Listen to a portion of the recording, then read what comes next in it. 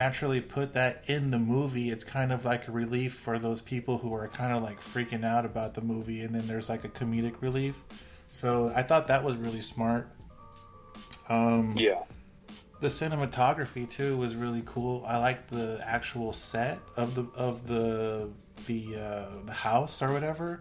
The way they Yeah, that filmed. mansion is huge. Yeah, that mansion has like those mirrors and hidden doors and pathways and shit. It was just like the Knives Out house or like Clue, kind of like Clue, like an old man, like a haunted mansion. But I like that feel because if you guys notice too, the graphics for the movie, like the actual font and logos and stuff, kind of gives it like that old Renaissance,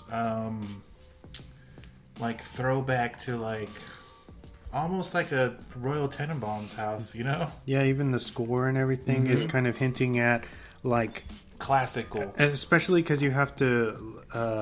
Was it LaBelle, right? Mm-hmm. LaBelle is like, and Victor, their grandfather, great grandfather, it gets they get their fortune by making like these board games. So I feel like the Ready or Not font and that the whole kind of theme is a running theme of games. You know what I mean? Gotcha. And I think that's why they are kind of making references to Clue and everything, like unofficially though. Yeah, you know it makes what I mean? sense now. Yeah. I didn't think about that before because the logos and stuff kind of looks like the back of a playing card. Yeah, okay. Makes sense. That's pretty cool. Le Domas. Yeah. It kind of sounds like Le Dumbass. La Dumas.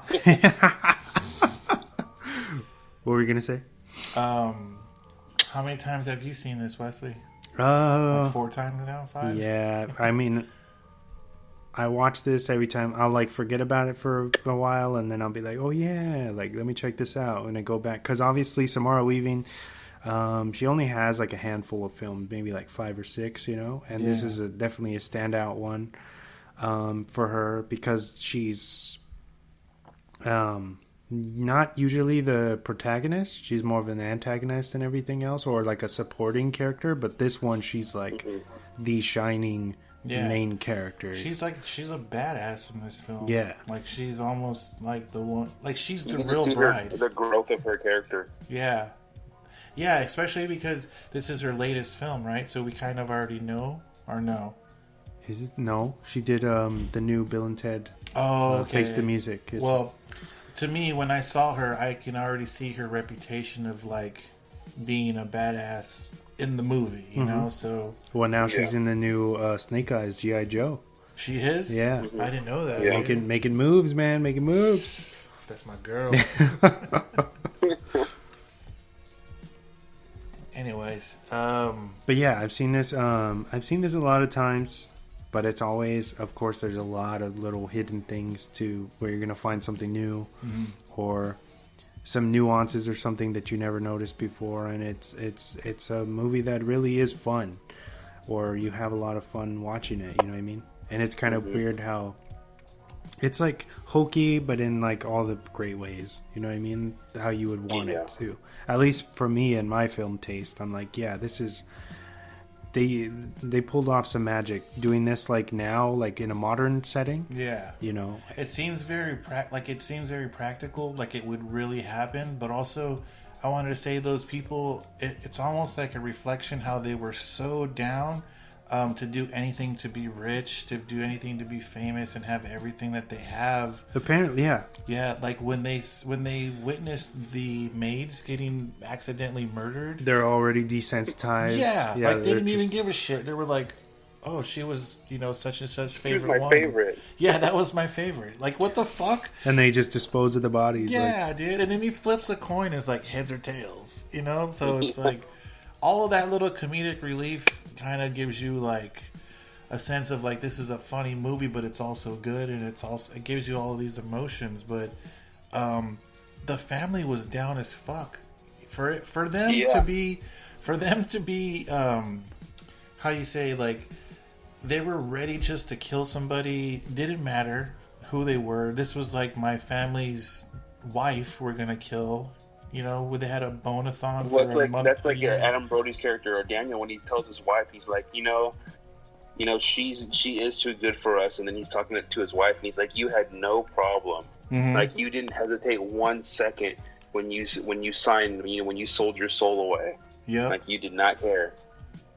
So yeah, dude. So I feel like, how do you say it? Like there was a time, also like she was not like it was supposed to be her, but there was going to be a time where like a prophet or somebody came to fucking stop this family, from doing whatever they were doing, and I felt like it was going to be her because symbolically she's all in white. Like everyone's after her, chasing after her. They're kind of like dingy, but then at the end, how she kind of rips all this stuff off and becomes this kick-ass bride. She was very symbolic of like she was fighting evil the whole time, but she was the good one. Mm-hmm. I thought that was pretty cool. I didn't like the wishy-washy of her husband Alex though. Mm-hmm. Like you're either gonna, I don't know. Well. That's the thing about Alex is I think he was against the family until there's like the ending or near the conclusion, the final act of the film. Daniel kind of goes against the family, right? Yeah. And poisons everyone, and then his wife figures out what he's doing. And confronts him with the gun, and she's gonna, shoot Grace, or Samara's character, and then she ends up shooting Daniel in the neck, in the jugular. Yeah, and so he's dying.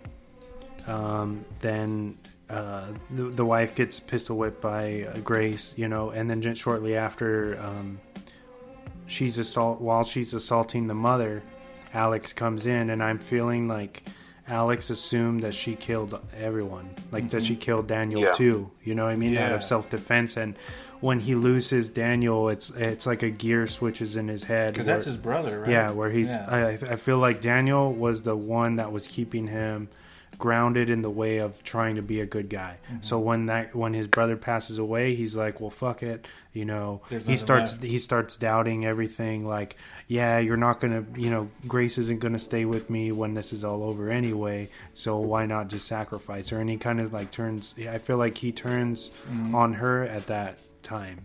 You know what I mean? Yeah. I think the nail in the coffin for him was his brother, and then seeing his mom get murdered by her. But then when he asked her, like, he asked her, like, after you're not this, going to be with me. We're not going to be together, huh? And she's kind of, she's quiet, but obviously she's giving him his answer, or her answer. And I think that's when he's like, he's kind of reaching in, you think, to give her a kiss, like the last goodbye kiss or whatever, and then he holds on to her and he's like, here.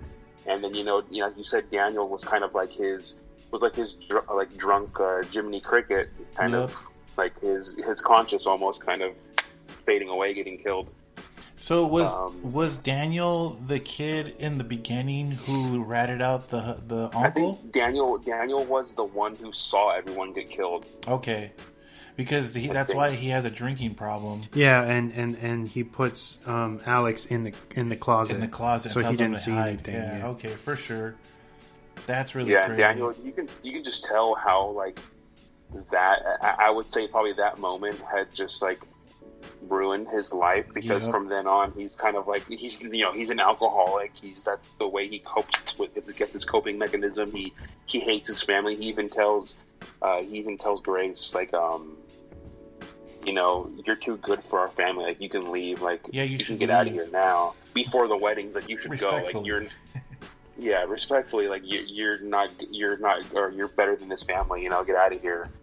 And then, and then Alex said, at a point right before the wedding when he's talking to her, he even says the same things. Like, we can get out of here. We can leave right now. Yeah. And then she's like, no, like, I want to marry you. There was a point too where he's actually handcuffed to the bed, and the mom comes in. He's like, I will kill you if you touch. Like, if Grace dies tonight, like, I'm going to kill you. Yeah. And that's why I'm saying, like, something happened when his brother died that he just switched up. You know what I mean? That's true. Because before he was down. I wish Grace would have said, "Yo, his wife shot him." You know? But there's no explanation. Yeah, he just assumes that Samara or Grace is the one who. I don't know. Yeah, I think after seeing something that traumatizing, you'd probably lose your shit too. So it wouldn't even matter at that point. I'll go find another one. Was Bobby thinking? I loved how Daniel, when the first time he catches her in the, I think it's like the pool, the little game room or whatever, and he's like, oh, like he kind of like sees her and he's like, hey, what's up? I gotta get a drink. Yeah, I'm here to get a drink. And then he's like, I gotta call him. I gotta tell him that you're here. He's like, I'll give you 10 seconds. She's trying to convince him, like, you don't have to do this. You can let me go. And he's like, no, I have to do this. He's like, but I'll give you a 10-second head start. I wonder how many. So what they were technically saying it's been 30 years since the last time they did hide and seek, and he was the one who saw the uncle, right? So technically he's just reliving what's happening again as a kid now. Yeah. But this time he has like actual gun and shit, right? And it's funny that his son was doing the same thing in the fucking goat in the, what was it called? The stable or whatever. Georgie, right? Georgie, yeah.